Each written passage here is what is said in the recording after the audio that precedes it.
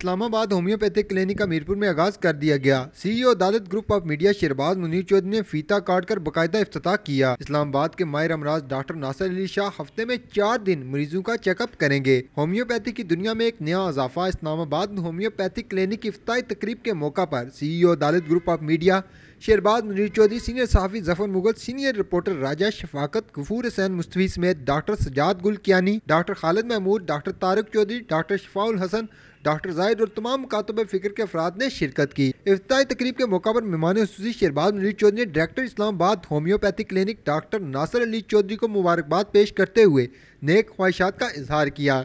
इस्लामाबाद के माहिर मालिज डॉक्टर नासिर अली शाह हफ्ते में 4 रोज़ मंगल ता जुमा मरीजों का मुआयना किया करेंगे।